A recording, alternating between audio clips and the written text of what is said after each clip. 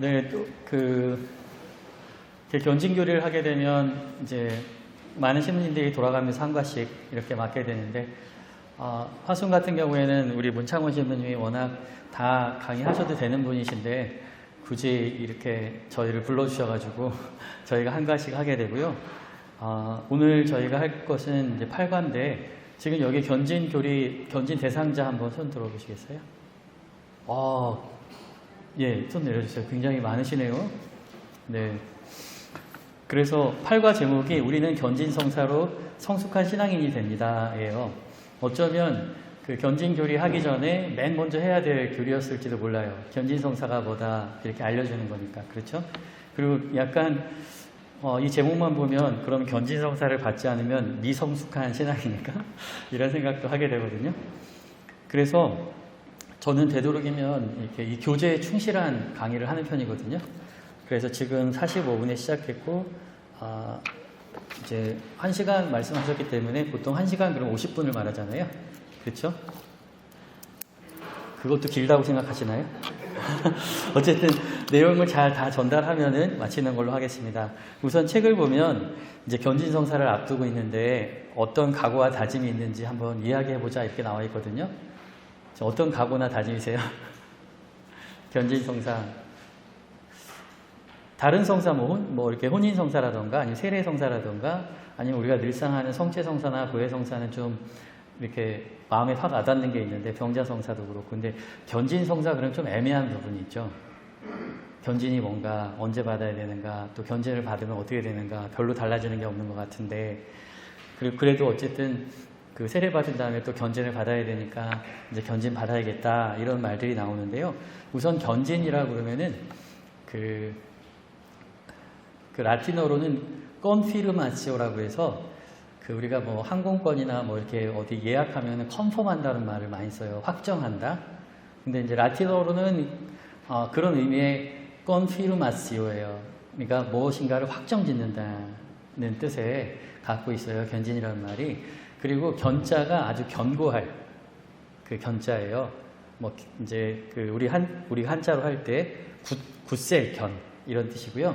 진은 또 오히려 막 진동하고 떨칠 진이에요. 그러니까 우리가 견진성사 그럼 뭔가를 단단하게 굳게 하고, 그것뿐만 아니라 뭔가를 떨치게 된다, 펼치게 된다, 그런 의미를 갖고 있는 성사입니다. 이 견진성사를 생각해 보면은 여기 오순절 성령 강림 이야기가 나오거든요. 원래 예수님 전에 세례를 주던 사람이 있었어요. 그게 누구죠? 세례자 요한이죠.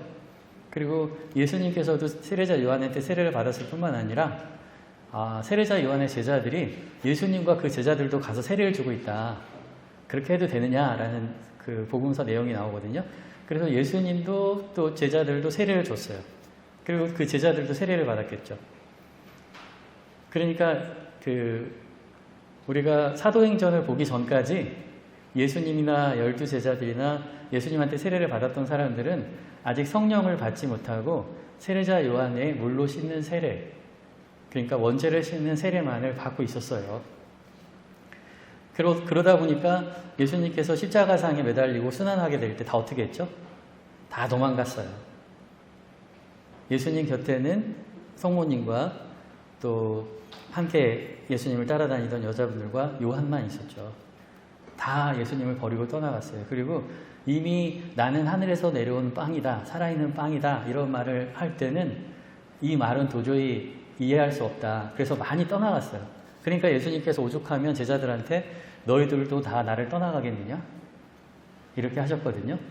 그리고 예수님께서 십자가에 매달려서 이렇게 처참하게 돌아가시는 모습을 보고서는 다 흩어졌고 제자들도 숨어 있었고. 근데 어째요? 제자들 가운데 예수님께서 부활하셔서 나타나셨죠. 가끔씩 이렇게 부활하셔서 나타나셨잖아요.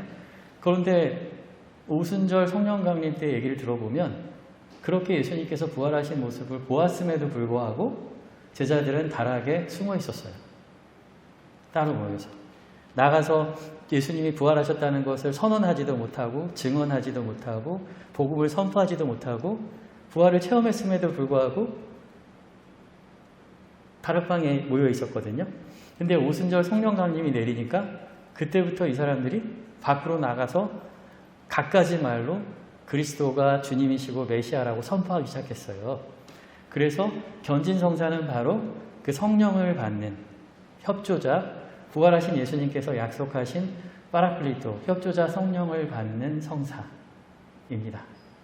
그래서 세례를 받은 다음에도, 그리고 늘 그 미사 안에 계신 예수님을 바라보면서도, 또 그 예수님을, 부활하신 예수님이죠, 성체 안에, 그리고 내 안에 모시면서도 나는 그 누구에게 가서도 바로 예수 그리스도가 우리의 해방자이시다, 구원자이시다 말하지 못하고, 당당하게 외치지 못하고, 활동하지 못할 수 있어요. 하지만 견진의 성령의 특별한 은총을 받게 되면 우리는 새로운 모습으로 이렇게 변하게 된다. 그래서 여기 책에 보면 세례성사의 은총을 완성하는 견진성사라고 이렇게 되어 있어요.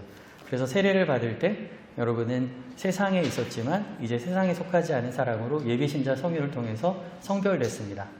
예비신자 성유를 바르게 되면 어떻게 되냐면 이렇게 물에 뜬 기름방울처럼 몸에 기름을 붓는 거거든요. 물에 있지만 기름방울이 동동 떠 있죠. 그걸 성별됐다고 해요. 세상에 있지만 이제 세상의 성분과는 전혀 다른 성분의 인간.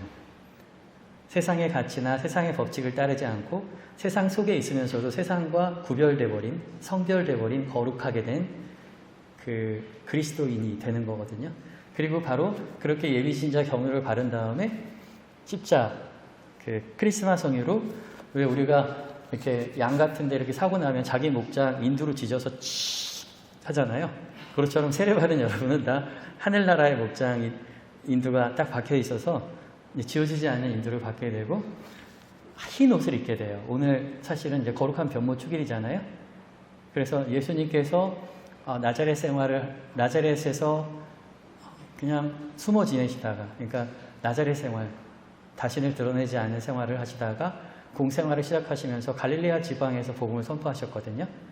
그리고서는 이 거룩한 변모 축일은 그리스도의 십자가 현양 주기를 40일 전에 해요. 왜냐하면 그 타볼산에서 거룩한 변모를 하신 다음에 이제 모든 예수님과 제자들은 예루살렘을 향해 가거든요.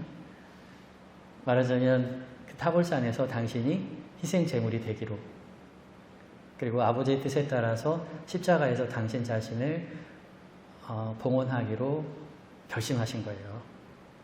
그래서 그 얼굴이 그렇게 빛나고 변하고 옷이 하얗게 변했죠. 그래서 바로 그리스도께서 우리에게 보여준 구원의 길, 사랑의 길, 그 십자가의 길로 향할 때, 그런 결정을 내릴 때 우리의 얼굴은 변합니다. 어떤 사람이 하느님의 법과 하느님의 뜻에 따라 결심하고 다짐할 때 저는 확실히 느껴요. 그 신자의 얼굴이 변하고 있다는 거. 표정이 변하고 또 왠지 그 사람에서 빛이 나는 것 같아요. 이 세상의 빛이 아니에요. 그래서 우리는 하느님으로 나아갈 때 빛이 나고 하느님으로부터 멀어질 때 어두워집니다. 그 얼굴도 변하고 그 빛도 있게 돼요. 그래서 바로 그 흰옷을 상징해요. 그게 이제 하느님께로 나아가는, 저희 사제들이 입는 장배기도 이제 그걸 상징하거든요. 그래서 그렇게 흰옷을 입고 또 세상의 빛이 됐어요. 그게 이제 세례인 거예요. 근데 그러면 세례가 견진을 받지 않으면 완성된 것은 아닙니까? 아니요. 세례성사는 세례성사로 완전하게 완성이 됐어요. 근데 그렇게 성별되고 했는데 이제 이 사람이 자기 자신만의 구원이 아니라 많은 사람들의 많은 사람들을 위해서 복음을 선포하는 일꾼이 되고, 나아가서 복음을 선포하기 위해서는 성령의 특별한 은혜가 필요한 것입니다. 그래서 세례성사를 완성한다기보다 세례성사는 그 자체로 완성이 됐고 입문 과정의 완성이라고 볼 수 있어요. 뭐 견진을 받지 않으면 세례성사가 부족하다, 그건 아니고요. 세례성사는 세례성사로 완전하게 여러분 구원되었어요. 이제 여러분은 세상의 가치가 아니라 하나님의 가치에 따라 성별됐고, 하나님이 우리의 하나님이 되셨고 우리는 그분의 백성이 되셨고, 우리는 그래서 성령 안에서 아빠, 아버지라고 부르고, 이 세상에 있지만 오늘 복음처럼 나그네 살이 하는 거예요. 그리고 많은 사람들은 이 세상을 인간의 것이라고 생각하지만 우리는 알아요. 인간이 이 세상을 창조하지도 않았고 또 이 세상에 영원히 있지도 못할 거라는 거. 이 세상은 하나님이 창조하셨고 천주님의 나라죠. 왕의 나라, 임금의 나라, 대통령의 나라가 아니라 이거 천주님의 나라죠. 이게 어떻게 우리가 뭘 어떻게 할 수 있다고요. 그래서 이제 우리는 천주님을 보면서 살아가요. 하느님을 보면서 살아가요. 우리가 우리 학생들 한번 생각해 봅시다. 우리가 미술관에 갔는데 온통 미술관이 레오나르도 다빈치의 작품과 조각품으로 온통 가득 차 있어요. 그 미술관 전체가 레오나르도 다빈치 특별전이에요. 근데 그 안에서 미술관에서 그걸 관람하면서 레오나르도 다빈치를 느끼지 않을 수가 있나요? 안 되죠. 힘들죠. 다 모든 게 레오나르도 다빈치 작품인데 근데 어느 음악 감상실에 갔어요. 계속 베토벤이 막 울려 퍼져요.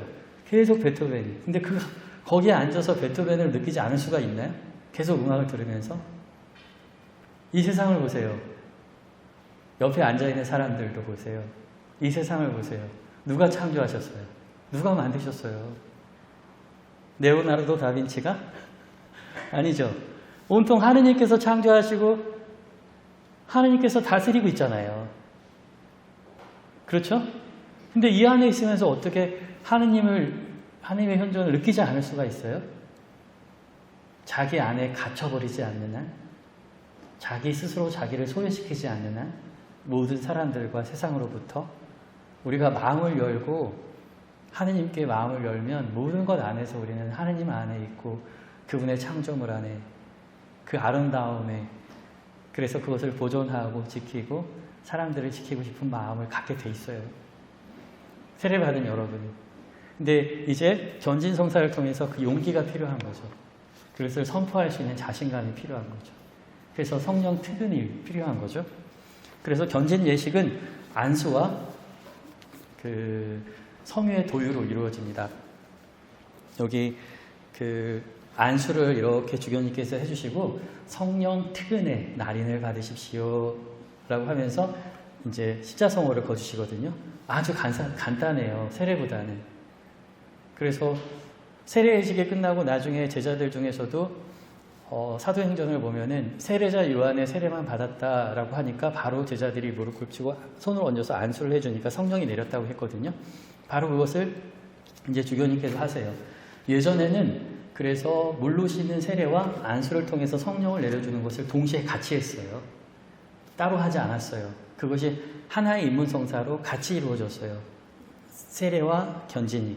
근데 점차 그 세례와 견진 모든 것들을 본당 신부님들이 하시다 보니까 주교님께서 우리 교구의 참 목자신데 주교님이 신자들에게 성사를 베푸는 일이 없는 거예요. 그러다 보니까 견진은 주교님이 하는 걸로 바뀌게 되고 세례와 견진 사이에 기간이 생기게 됐습니다. 왜냐하면 각 지역 교회나 본당에서 세례할 때마다 주교님이 가서 견진할 수가 없었기 때문에 그러다 보니까 주교님들이 견진 성사를 주기 위해서 견진 여행을 하게 됐어요. 지금처럼 차로 빨리 오는 게 아니라 시간이 걸렸던 것이죠. 그래서 어떤 분이 세례를 받은 다음에 바로 올해 견진이 있다면 바로 올해 준비할 수 있다면 준비해서 견진 받아도 돼요. 그 간격을 두는 이유는 주교님이 오실 때까지 기다릴 뿐이지 뭐 신앙생활을 2년 해야 된다, 3년 해야 된다, 그래야 견진받는다 그런 거 아니에요. 어떤 분들은 세례받고 바로 견진받는다고 하니까 자기가 무슨 자격을 갖췄다고 얼마 세례받지 된지도 얼마 안 됐는데 견진성사를 하려고 해? 라고 이렇게 핀잔을 하는 사람들도 있더라고요. 근데 그렇지 않아요. 세례받고 견진교리 바로 시작할 수 있으면 바로 해서 견진받는 게 원래 올바른 것입니다. 그리고 자격증 시험이라는 것은 내가 열심히 준비하고 노력해서 그 자격을 가질 만한지 안 가진지 시험을 보잖아요. 근데 이 성사적인 은총은 인간의 노력이나 인간의 능력으로 주는 게 아니라 이 성사를 받음으로 인해서 그 능력이 생겨요. 그러니까 만약에 비행기 파일럿이 되려면 얼마나 노력을 해야 돼요? 그렇죠? 그래서 왜냐하면 수많은 사람들의 목숨이 달린 거니까 열심히 공부하고 열심히 연습하고 건강해야 되고 그런 사람들을 이제 조종사 자격증을 주는 거잖아요. 근데 우리 교회는 그냥 안수를 해주면 비행기를 조종할 수 있게 되는 거나 마찬가지예요. 은총으로 말하자면 이게 이루어져요. 이게 복음을 전파하고 사람들을 구원하는 것, 이거는 인간의 노력으로 되는 게 아니라 하나님의 은총으로 되는 거예요. 그래서 우리가 견진 교리를 통해서 신자 재교육을 하긴 하지만 견진 교육이 없었다 하더라도 견진을 받으면 그 능력이 생깁니다. 그래서 비상세례라는 게 있어요. 임종이나 위급한 상황에서 세례를 받을 때는 세례 주고 바로 가능하면 견진도 줄 수 있습니다. 그 자리에. 그래서 단지 교육의 기회를 드리고 이 기회를 통해서 더 교회에 대해서 깊이 알고 이해할 수 있는 기회를 드린다 뿐이지, 내가 공부를 잘해서 견진을 준비가 잘 되기 때문에 나는 견진 성사를 받을 수 있어. 근데 저기 있는 우리 어린 친구나 아니면 나이가 많으신 저 할머니는 잘 배우지도 못하는 것 같은데 어떻게 견진을 줄 수 있어? 이런 생각하시면 안 돼요. 그냥 견진 성사를 받는 것으로 그 능력을 갖게 되는 겁니다. 아셨죠? 네. 그러니까 벌써 이제 마음이 편안해지신 것 같아요. 내가 열심히 하지 않아도 견진 성사만 받으면 된다는 생각 때문에. 그런데 그 다음 주제가 뭐냐면 이제 견진 예식이 끝났어요. 82페이지랑 83페이지. 근데 83페이지 아래 보면 성령의 은총 속에 사는 삶이라고 나와 있거든요. 우리가 성령의 특은을 받게 되면 성령의 은총 속에 살아야 되잖아요. 그래서 이렇게 그 성령 은총은 이제 크게 두 가지로 나눠요. 뭐냐면 생명 은총, 뭐 어려운 말로 상존 은총이라고 하는데, 세례를 받았잖아요. 세례를 받은 그 세례의 은총은 시간이 지난다고 사라지나요? 사라지지 않아요. 그것은 온전히 그냥 나한테 언제나 나에게 생명을 주고 언제나 그것이 나에게 남아있어요.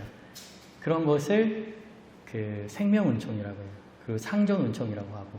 근데 일시적으로 나에게 필요할 때 은총이 베풀어지는 조력 은총이라는 게 있어요. 나를 도와주는 거. 그 다음에 일시적으로 머무는 은총들. 그런 은총들은 우리에게 필요할 때 우리에게 힘을 주거든요. 그리고 다른 사람을 도와줄 수 있도록 이렇게 이끌어주고. 그래서 이미 세례를 받은 여러분은 놀라운 그 은총으로 이제 원죄에서 그 해방돼서 세상과 다른, 세상에 있지만 세상에 속하지 않은 사람이 되었어요. 근데 이런 말 하면 벌써 졸리실 거예요.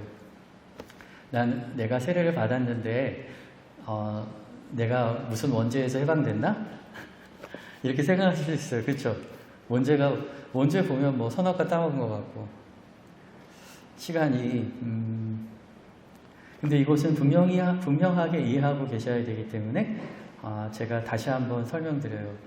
아마 화순에서도 또 설명한 적이 있었을 텐데, 우리가 세례를 통해서 원죄를 씻었다라는 말이 그것이 우리에게 상존하는 은총인데 많은 신자들이 잘 이해하지 못하거든요. 그래서 원죄라는 것은 무엇이냐면 선악과를 따먹었다고 그러잖아요. 선과 악을 구별하는 그걸 따먹고 눈이 밝아졌다고 하고 자신들의 알몸인 것을 알고 가렸다고 해요. 그래서 교회법에서는 알몸인 것을 부끄러워하는 나이가 되면 비로소 그때 첫 영성체 교리를 시키면서 첫 구애를 하게 합니다. 아마 엄마 따라서 아이가 여탕에 가거나 아빠 따라서 여자아이가 남탕에 가도 부끄러운 것도 모르는 그때는 원죄는 선악과를 따먹어서 그건 갖고 있지만 아직 원죄가 발현되지 않았다고 말해요. 그러니까 왜냐하면 선악을 구별하는 기준이 없는 거예요. 생각을 해보세요. 너무나 단순한 건데 선악을 구별하지 못하는 사람은 선이 뭔지 악이 뭔지 모르기 때문에 죄의 가능성이 없습니다. 죄를 지을 수가 없어요. 고양이, 강아지 법정에 서지 않아요. 요즘 뭐 이렇게 강아지 잘 관리 못하면 법정에 설 수 있겠지만, 왜냐하면 얘들은 무엇이 선한지 무엇이 악인지 모르고 살잖아요. 그러니까 죄를 지을 가능성이 없는 거예요.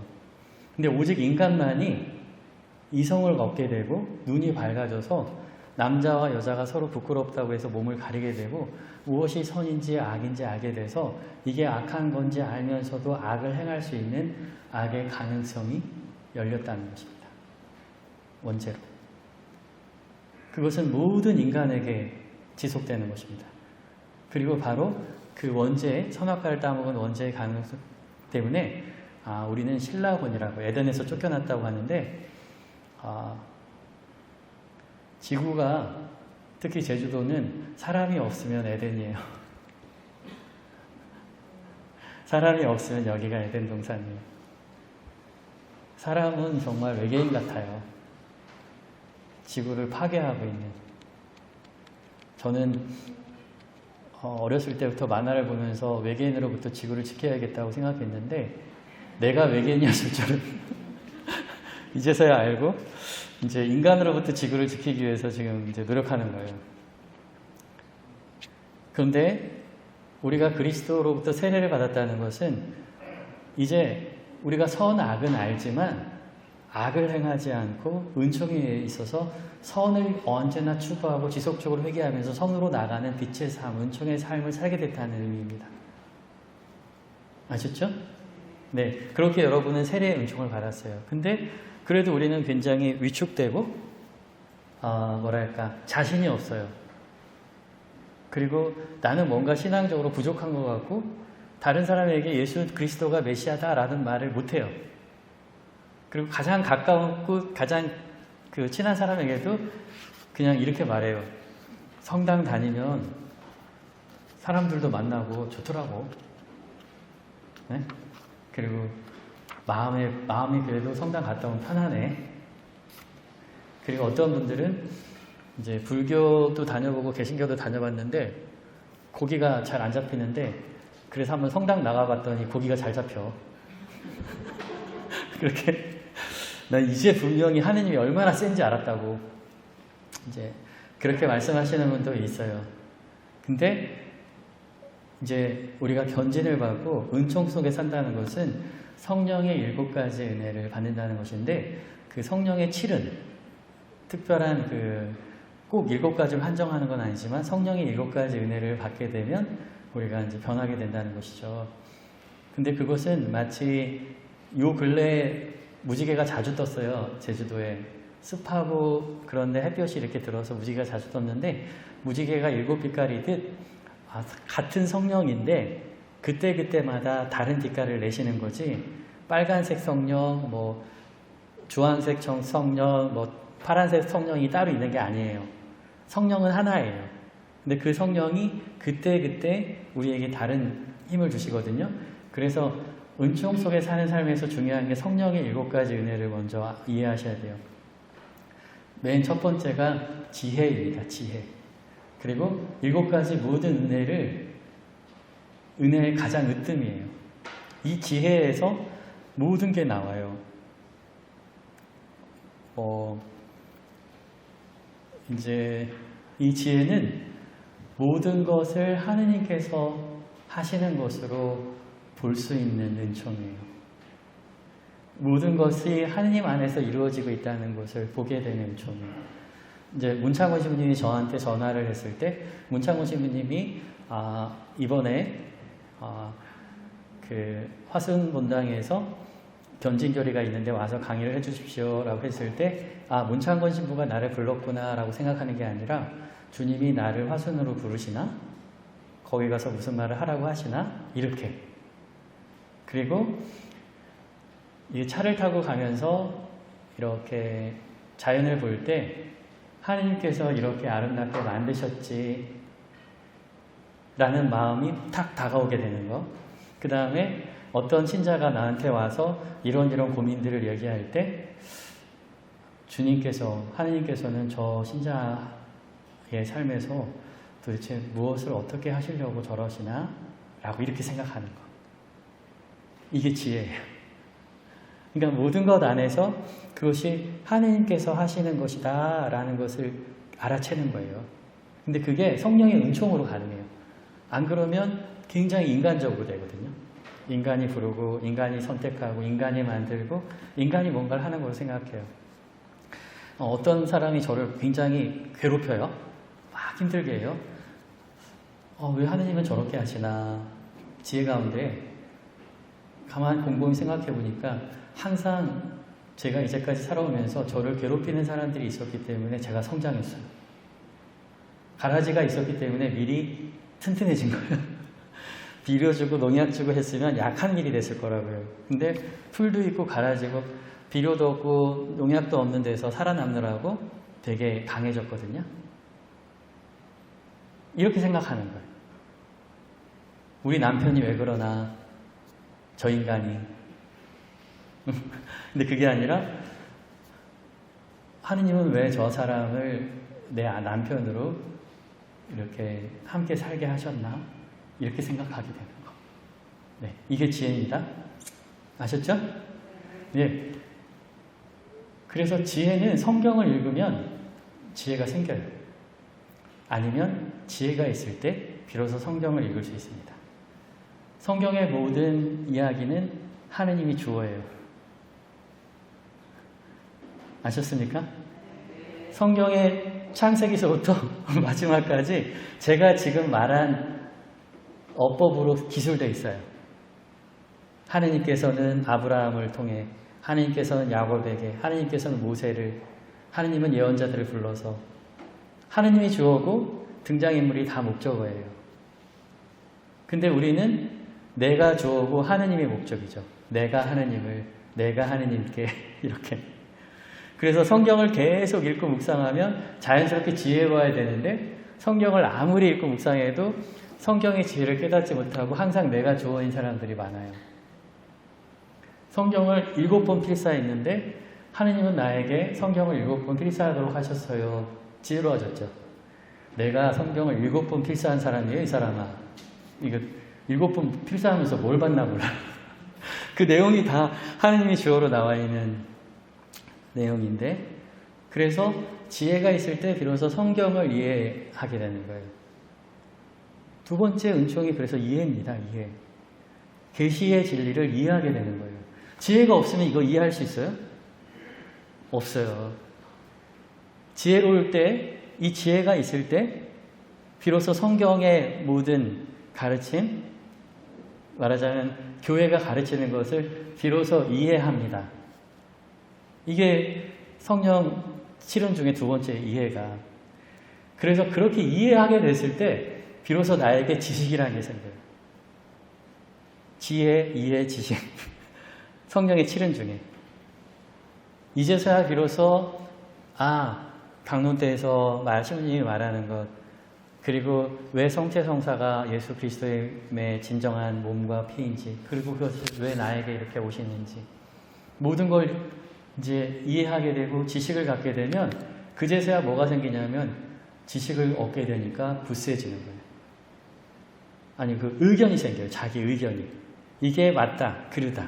이제까지는 뭐 물어보면 몰라요. 잘 몰라요. 이렇게 했는데, 아니요, 이게 맞습니다. 교회가 이렇게 말합니다. 성경에서 이렇게 말합니다. 라고 의견을 갖게 되고, 그런 의견이 있다 보니까 이제 굳세지는 거죠. 내가. 아주 굳세져요. 그리고 비로소 하느님을 아빠, 아버지로 섬기게 돼요. 두려워서 섬기는 게 아니라 하느님이 아버지인 걸 알게 되는 거예요. 그래서 옆에 많은 사람들이 형제 자매인 것처럼 알게 되는 거예요. 그래서 난민들, 이렇게 가족들과, 어린 가족들과 이제 살 곳을 찾아서 떠나다가 있는 돈 없는 돈 다 주어가지고 컨테이너 타고 컨테이너에 실려서 가다가 컨테이너 기사가 컨테이너를 버리고 가서 그 안에서 이렇게 죽어간 가족들 소식을 들으면 가슴이 미어지는 거죠. 그냥 아버지가 같으니까. 그리고 지금 기후변화 때문에 우리처럼 2차 산업이나 3차 산업이 발전한 그런 나라, 또 기후변화에 상대적으로 안전한 나라가 아니라 정말로 농업과 수산업, 어업만 하는 그 사람들은 이 기후변화로 인해서 살 길이 이제 막막해져서 전쟁 난민보다 기후 난민이 더 많다고 하거든요. 농사가 안 되는 거예요. 이제 그 터전에서. 고기도 그게 안 잡히고. 그래서 살 길을 찾아 떠나다가 그 험한 꼴을 당하고, 그러면서 하느님께 기도할 수 없죠. 러시아 정교회에서는 러시아가 이기기를 바라는 마음으로 목줄을 돌리고 성모님께 우크라이나를 물리치게 해달라고 기도하고, 또 우크라이나의 그 카톨릭 그리스 정교회 신자들은 또 러시아 전원들 다 죽게 해달라고 기도하고, 이게 합당한 기도예요? 자식들끼리 서로 죽게 해달라고 간절히 비는 게, 그게 말도 안 되는 기도라는 것을 알게 되죠. 하느님을 아버지라고 특은히 내리면, 하느님을 아버지라고 고백하게 되면 그 누구도 국가 종교가 돼서 국가를 위해서 종교가 전쟁에 나가야 한다고 부추기지 않습니다. 전쟁을 하지 말아야 한다고, 또 전쟁에 대한 유일한 승리는 오직 하나, 전쟁을 하지 않는 것뿐이라고, 그리고 평화를 위해서 노력하게 되죠. 하느님을 아버지라고 섬기게 되면 그런 은혜가 내리는 거예요. 그리고 그런 게 막 가슴 아파지는 거예요. 네. 그리고 마지막으로 두려움이라는 게 생깁니다. 하나님 앞에서. 근데 두려움, 그러면 우리가 그 성령 치료 뽑을 때 두려움 뽑으면 괜히 기분이 두렵거든요. 이거 다 두려움이야, 좋은 거 많은데. 근데 이제 경외라고 하고 하느님 무서운 줄 알게 되는 거예요. 굉장히 중요합니다. 그 많은 사람들이 잘못된 길로 가는 게 하늘 무서운지 몰라서예요. 하느님을 우리의 가치, 생각 속에서 배제하면 인간이 왕이 되잖아요. 그게 이 사단을 만드는 거예요. 주제 넘게 됐어요, 인간이. 주제 넘은 인간. 하느님을 없애버린, 그리고 자기 마음대로 하면서 어떻게 해야 될지도 모르게 된 인간 사회. 그래서 우리가 절대적인 선이고 창조주신 하느님을 두려워하게 된다면 그제서야 인간이 삼가하는 마음이 생기고 서로 사랑하는 마음이 생기고 올바른 길을 찾게 될 것입니다. 이 7가지 특은을 받으십시오. 이 견진성사에서. 성령 특을의 나이를 받으실 때 여러분에게는 지혜가 생길 것이고, 그 지혜로 인해서 하느님의 계시 말씀이 성경을 이해하고, 또 그 성경 안에서 나온 교회의 모든 교리를 이해하고 지식이 생기고, 그래서 여러분에게는 많은 사람들 앞에서 당당하게 말할 수 있는 의견이 생길 것이고 굳세질 것이고, 그래서 하느님을 아버지라고 부르면서 모든 형제 자매를, 모든 피조물들, 더구나 사람뿐만 아니라 모든 피조물들도 형제 자매로 받아들여서, 소금구이 갈치를 먹을 때 마치 괜당의 살점을 먹는 것처럼 깊은 고마움. 갈치도 괜당이잖아요. 옥돔도 흑돼지도 다 하느님이 아버지잖아요. 그렇죠? 그래서 함부로 버리지 않고 먹지도 않고 버리고 이러진 않을 거예요. 먹을 만큼만 지키고 감사하는 마음 갖게 되지 않을까? 그렇습니다. 그러면 이제 성령의 은총 속에 사는 삶은 바로 성령의 7가지 은혜를 받아서 누리면서 사는 삶이에요. 근데 이것은 어떤 특별한 방언이라던가 치유라던가 특별한 은혜가 아니라, 그러니까 이렇게 말씀드릴 수 있어요. 성령의 특별한 은혜는 우리가 전혀 예상하지 못했던 특별한 일이 벌어지는 특별한 은혜가 아니라, 우리가 그냥 가장 평범하다고 생각하고 가장 일상이라고 생각하는 게 놀랍고 특별한 일로 바뀌게 되는 특별한 은혜입니다. 그러니까 내 자식이 성령의 은총을 받아서 갑자기 전교 1등을 하는 특별한 은혜가 생기는 게 아니라, 내 자식이 옛날이랑 성적이 똑같은데도 너무나 경이롭고 특별하게 다가오게 되는 특별함이에요. 아셨죠? 네. 이게 바로 성령의 특별함이에요. 죽을 사람이 살아나고 이게 아니라, 일상 안에서 일어나는 가장 평범했던 일들이 얼마나 놀랍고 특별한 신비로 가득 차 있는지를 알게 되는 특별한 일입니다. 성령의 은총 속에 사는 삶은. 예. 그러면 이제 85페이지 성숙한 그리스도인의 각오와 자세. 그러면 이제 성숙한 그리스도인은 어떻게 해야 되는가? 그러면서 성령의 열매를 말하거든요. 이제는 그런 은혜의 빛을 받았으면 열매를 맺어야죠. 예수님께서는 열매 맺지 못하는 나무에 가서 그냥 베어버릴까 하는 말씀, 비유도 하시거든요. 한 해만 제가 좀 가꿀 테니까 조금만 기다려주시오 라는 하느님 나라의 비유를 말씀하시잖아요. 은총이라는 선물은 곧 의무이기도 해요. 내가 그 은총을 받았으니까 뭔가를 해야 되는 거예요. 그래서 제가 그냥 예수님 같지 않아도 늘상 예수님 말씀하시는 것, 소작료를 제때 잘 바치는 포도원 주인에게 포도밭을 맡기겠다. 왜냐하면 내가 어떤 은총을 준다는 것은 그냥 그 사람 좋으라고 주는 게 아니라 그것으로 열매를 맺게 하기 위한 거잖아요. 근데 아무런 열매도 맺지 않는 사람에게 계속 줄 이유가 없죠. 이제 부모가 있어요. 내가 자식이 3명이에요. 근데 얘한테 용돈을 주면 이 아이는 용돈 갖고 자기 형제들을 도와줘요. 그럼 이 아이한테 계속 주겠죠? 좋은 일을 하니까. 근데 이 아이한테 용돈을 주니까 이 아이는 그거 갖고 나쁜 일만 해. 근데 기도는 엄청 해. 용돈 좀 달라고. 막 70일 기도하고 막 45일 기도하고 해. 용돈 좀 달라고. 그러고서 안 주니까 아버지가 계신가? 어머니가 계신가? 시험을 해요. 근데 어떤 아이는 그냥 나에게 조금 생겼을 때 나에게 일용할 양식, 나의 의식주와 나의 건강과 나의 교육 외에 나오면 다른 사람들도 도와줘. 그러면 저라도 그 아이한테 더 많이 주겠어요. 그렇죠? 그냥 잘 쓰니까, 잘 도와주니까, 선용을 하니까. 그래서 은총을 받았으면 그것으로 열매를 많이 맺는 사람은 더 많은 은총을 주고 더 많은 일을 맡기고 더 많은 일을 하게 해주겠다.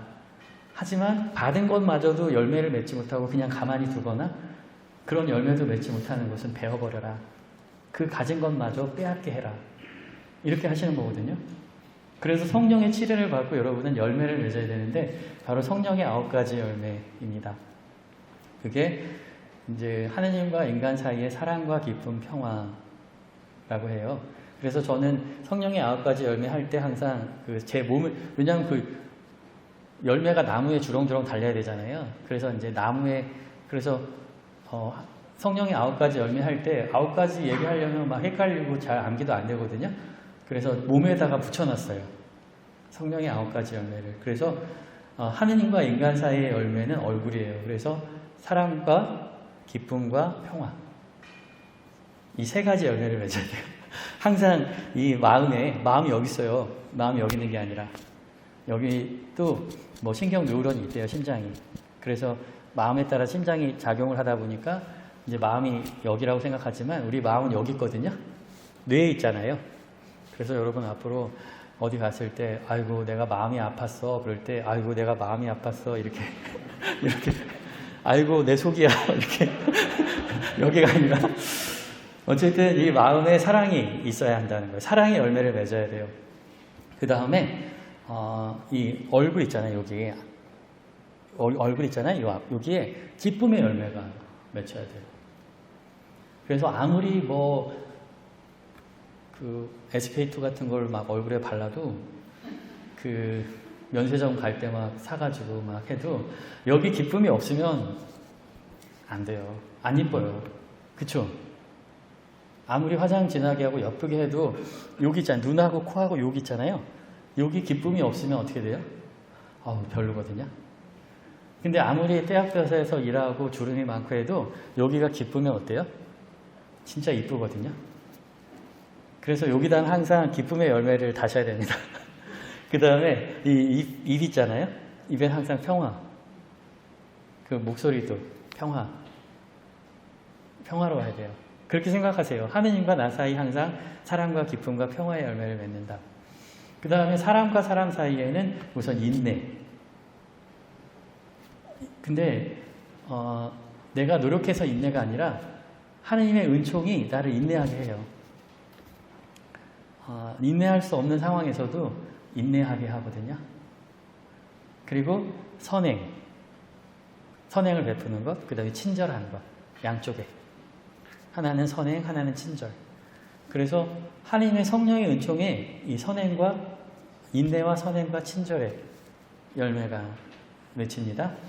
그리고 때로는 진실할 수 없는 순간들, 이제 사람과 사람 사이고 나와 나 자신 사이에 이제 3가지 열매가 맺히는데 때로는 이렇게 진실하지 못한 그런 순간이 올 수도 있고 그렇지만 적어도 하느님 앞에서 그리고 적어도 고예수 앞에서는 이제 나와 나 자신 사이에 진실한 열매를 맺게 됩니다. 진실하게. 그 다음에 속이 온유해야죠. 그리고 절제. 진실, 온유, 절제의 열매를 맺게 됩니다. 나와 나 사이에. 그러면 이제 성령의 9가지 열매 이제 기억하시겠죠? 원래 암기법 중에 하나가 어디다 붙여놓으면 암기 잘 된다는 거 있어요. 학교에서 아마 배우실 거예요. 그래서 사랑과 기쁨과 평화, 인내와 선행과 친절, 진실과 온유와 절제. 됐죠? 예, 그리고 성령의 7가지 은혜는 우선 먼저 지혜. 지혜가 생기면 비로소 이해하게 되고, 이해하게 생기면 지식이 생기고, 지식이 있게 되면 의견이 생기고, 의견이 있으면 굳셈이 생기고, 그런 다음에 효경이 있고, 그 다음에 두려움이 있다. 아셨죠? 네, 이렇게 분명하게 이제 성령의 7가지 은혜와 9가지 열매를 생각하시면 돼요. 저는 그 열매를 굉장히 많이 달아놨어요, 몸에. 그래서 성령의 9가지 열매뿐만 아니라 엄청나게 달려있어요. 지금 그래서 이렇게 묵상할 때, 네, 우선 제가 이렇게 여러분 안 보이실지 모르지만 제가 성령의 7가지 관을 쓰고 있어요. 보석이 7개 받침.